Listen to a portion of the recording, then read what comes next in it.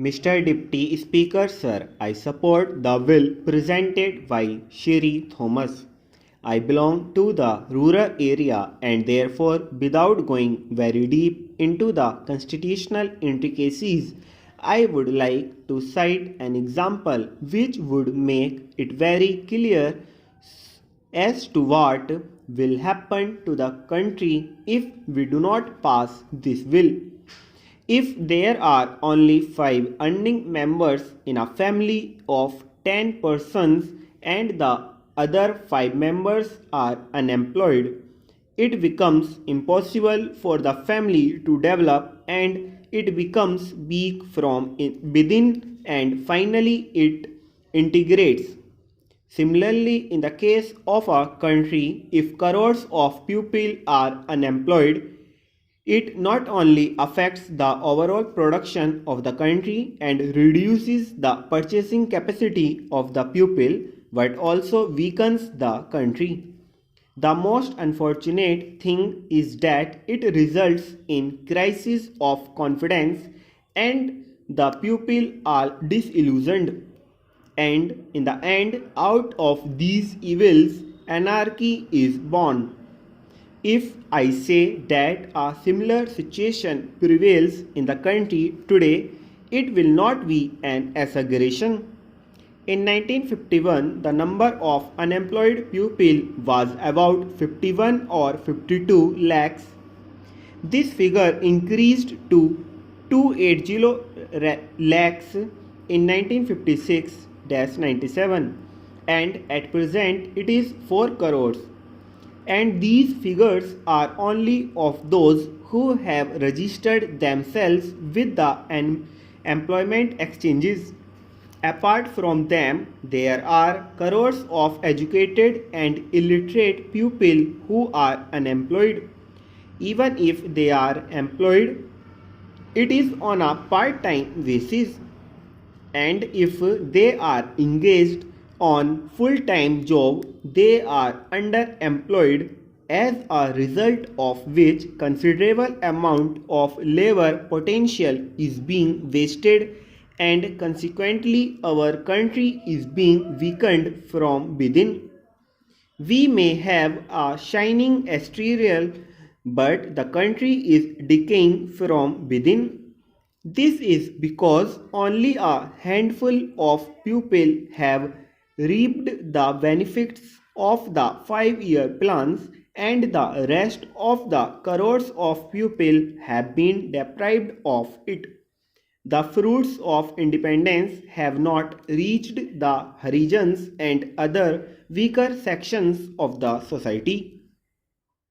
Even after 40 years of independence, there is an extraordinary gap between the rich and the poor in this country.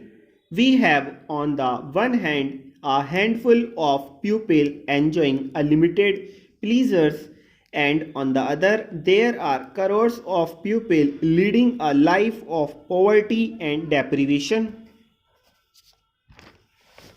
The benefits of development have not reached them, and as a result of which, even after 40 years of independence, 42% of the people are living below the poverty line. The government may define poverty line as it wishes, but the real meaning is one who is not able to afford 2 square meals a day when one is hungry, and this can be felt and understood if one has a close look at the people living below the poverty line. It means not being able to afford medicines and medical aid. Living below poverty line means to be born under the open sky and to die like a worm. This is the definition of those living below the poverty line. Even after 40 years of independence, India is a country which is divided into 2 separate classes. On the one hand, there is a handful of people who are immersed in the life of earthly luxuries, and on the other, vast multitudes of people are leading a life of helplessness and deprivation. The government may claim that many programs have been implemented for their welfare, and there are also programs for providing self employment to the educated youth. If all these programs are evaluated, the conclusion is that the funds allotted for them are not utilized properly.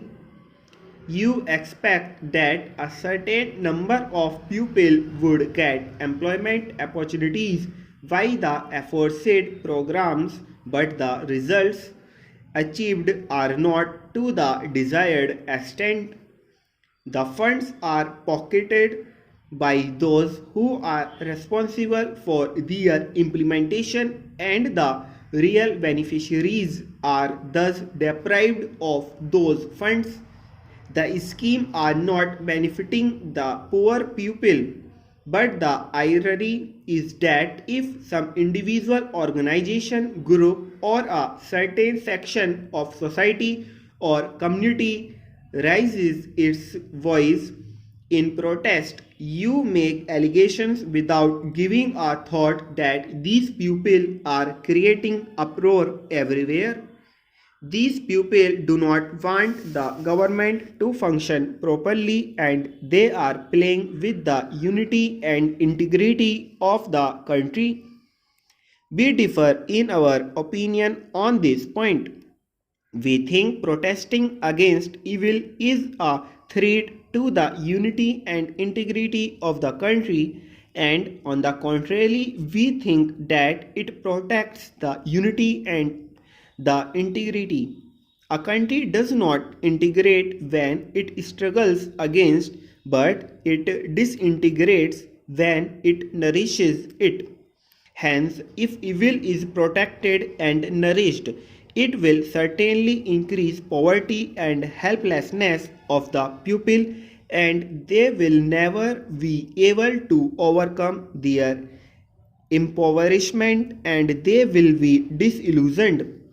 And when people are in disappear, no power in this world can save the country from disintegration. Stop.